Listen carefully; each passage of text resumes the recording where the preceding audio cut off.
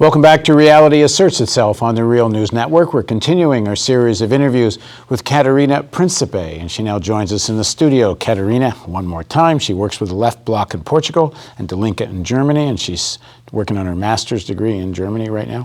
Thanks for joining us. So, the gist, I think, most progressive economists certainly agree on this, and many conventional economists, of the European crisis is Germany kept wages down relative to their productive capacity, and as a result flooded very good, cheap products into Greece and Spain and all the peripheral countries, all over Europe, really. Mm-hmm. I think Germany vies with, or for some time was even ahead of China in terms of the amount of exports. And this kind of demolished a lot of the industrial production and wage rates in the peripheral countries. They get into debt, and there's shenanigans with Goldman Sachs in Greece, and so on and so on. And now Germany is leading the austerity charge to say, well, you guys better pay your debts, and if you don't, we'll destroy your economies, and too bad. Maybe that's a simplification. At any rate, one would think that there would be amongst the German left and the German workers' movement a sense of solidarity, and you would see massive protests in terms of their own interests and in terms of solidarity with other European workers. And are we seeing that? Finally, yes. But can I go back just for a second? Yeah, please, I think what you said, I agree with everything that you said. I just wanted to say, or to add, that actually to understand the crisis and to understand exactly the role of Germany and the Southern European countries that we tend to say, or we tend to define as core and periphery economies. We have to understand like what have been 30 years of the so-called European integration and the European project. Because actually the European project or the European integration meant for Southern European countries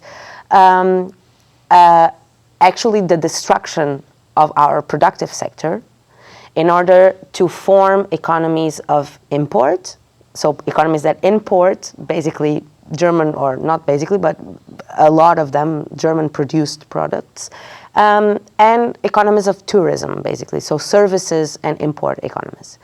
And this is not something new. This has been like the logic. You know, it actually sounds like what the Soviet Union used to say to Cuba. You can make sugar, and we'll do everything else for you. Exactly.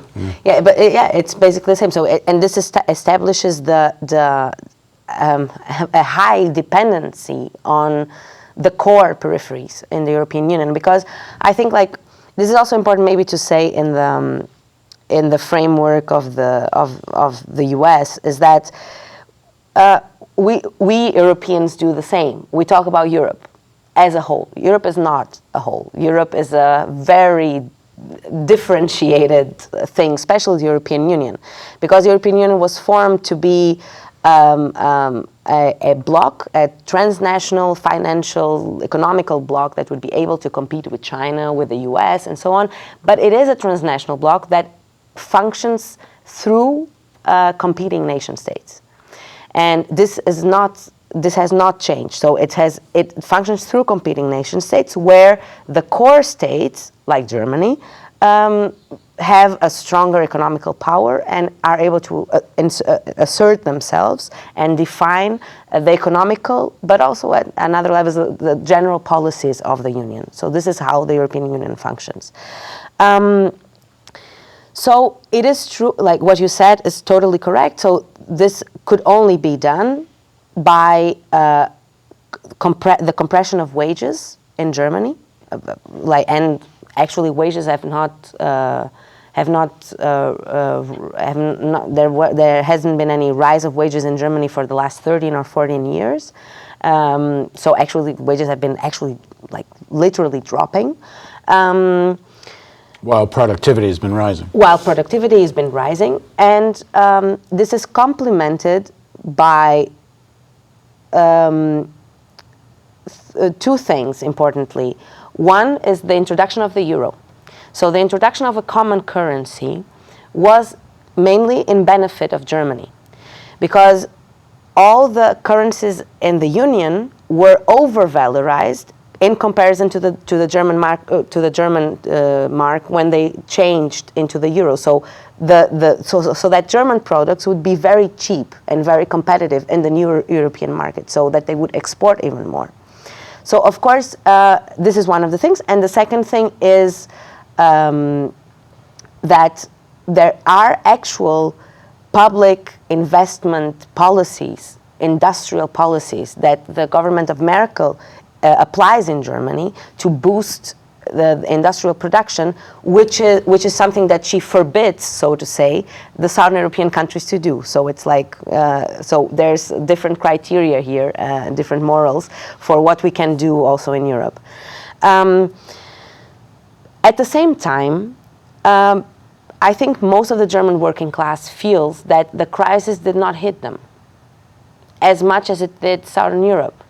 And it is true in a way, like, because the German government has not applied the same sort of measures and austerity as they have been applied in Southern Europe. For example, there's still free university in Germany. There's still free university. There's still free university in Greece also. The problem is that there's no money for education. So that's another question, right? I mean, the structure of a free university still exists in Greece, but just there's absolutely no state spending on education. So if you don't have money to pay teachers, and if your buildings are falling apart, even if you have free university, it doesn't mean much. The comparison I was thinking of was Portugal, where you used to have free university, and no longer. And we don't anymore. I forgot what I was going to say. Well, you're talking about the role of Germany in creating the crisis. Exactly. No, the question of the working class. So, like,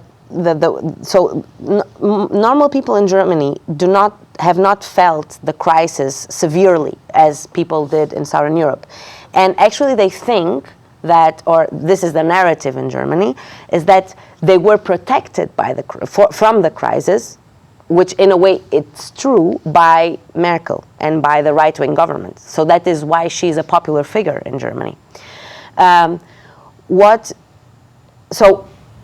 they don't see is, or what they tendentially don't see, or in the daily level, is that also because trade unions have not played the best role ever in the last years, is that their wages have not grown, etc., so that there's more and more precarity, that the state, so that hospitals are closing, there's not enough kindergartens, and so on and so forth. But in comparison to what is happening in Southern Europe, it seems they're doing fine, right? They even, like exactly how you said, they were even considered, like 2 years ago, the world export champion. And the narrative about what is happening in Southern Europe it has two ways, or two levels. One is like people who think it's good that we help, the poor Southern Europeans, they spent a little bit too much, and they lived above their capacities, but they don't work as hard as we do. They don't work as hard as... That's part of the other narrative. There's a narrative that is based on a little bit of an idea of solidarity, and there's the one that is based on an idea of competitiveness. They don't work as much as we do. They are lazy. They lived above their possibilities. They were spending our money. Now we have to pay for them, right? So there's these two narratives in Germany. It's not as blunt as just like they're bad Southern Europeans. There's these two narratives.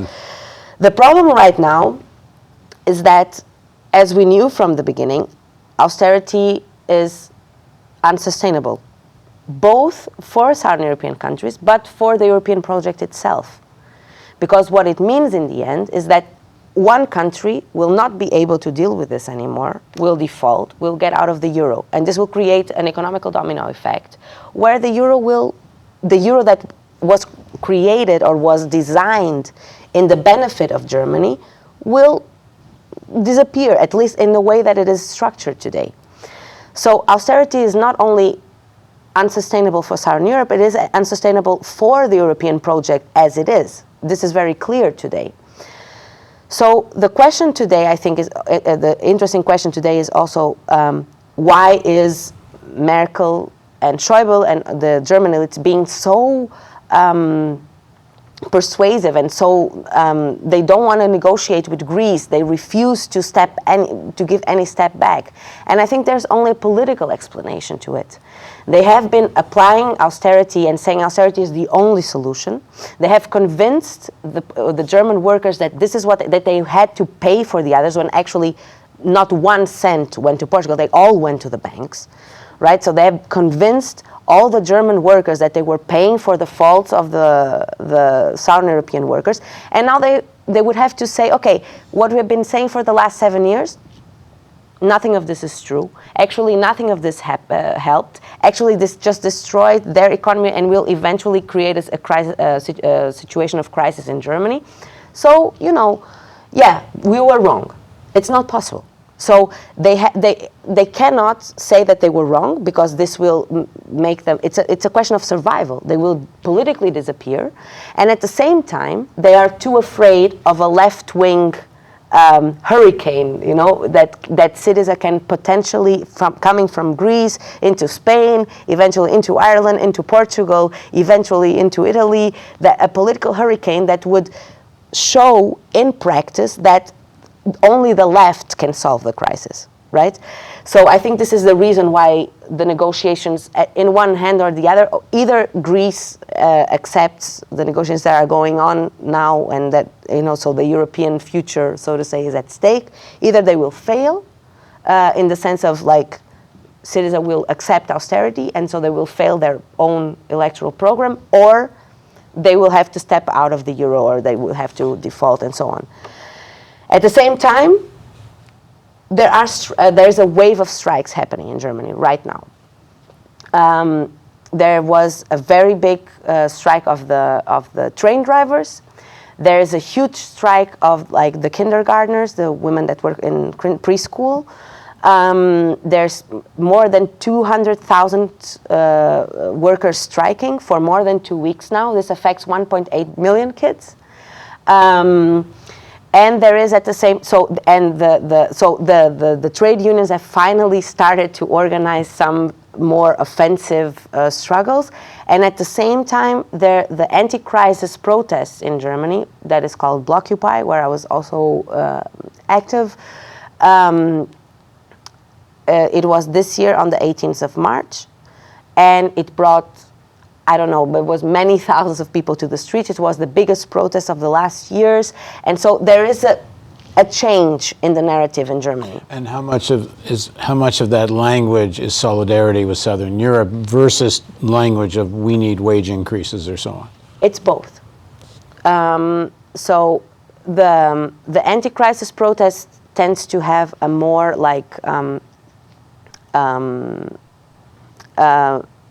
complete understanding of the crisis.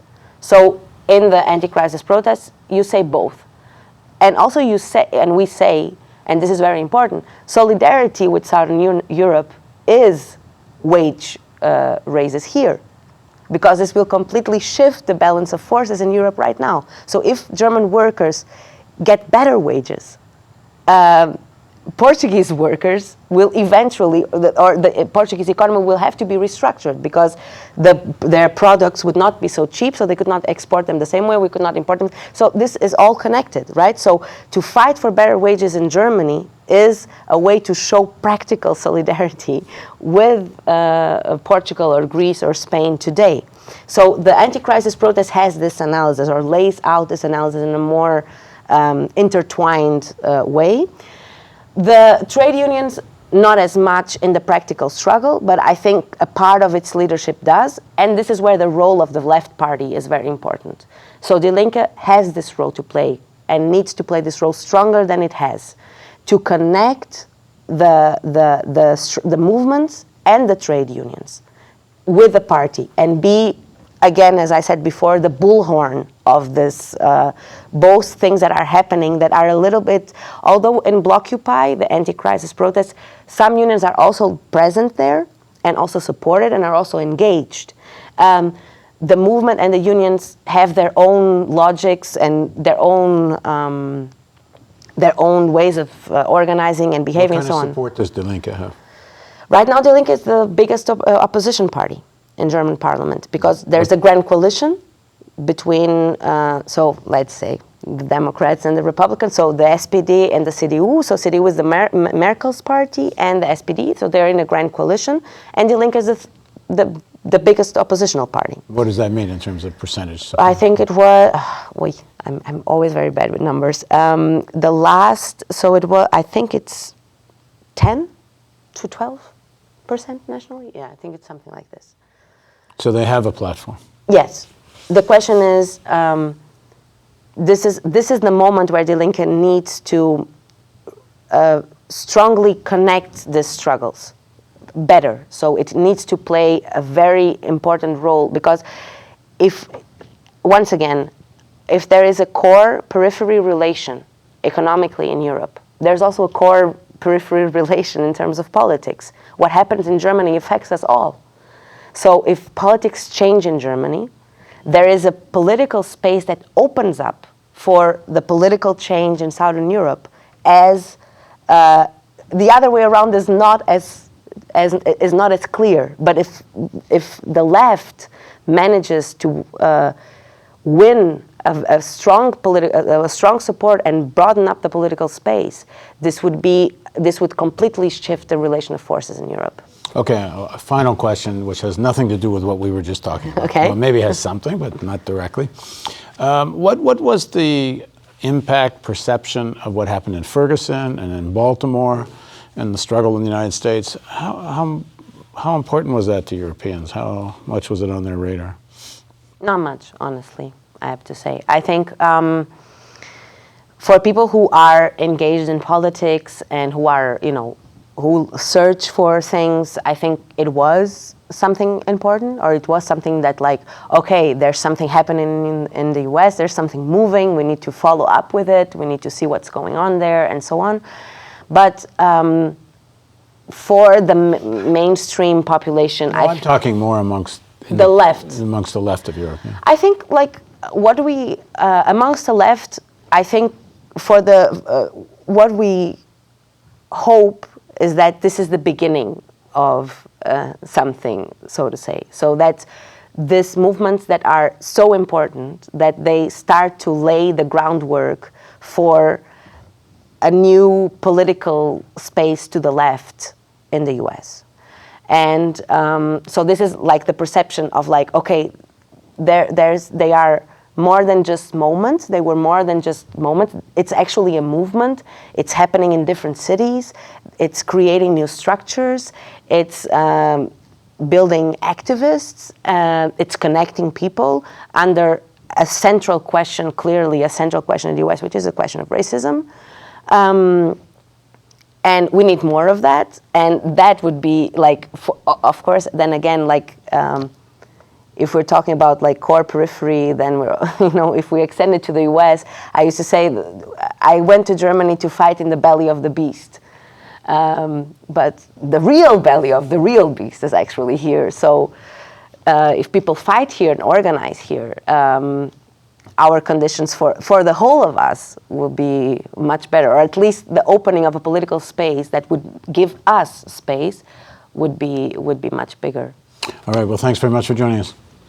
And thank you for joining us on Reality Asserts Itself on the Real News Network.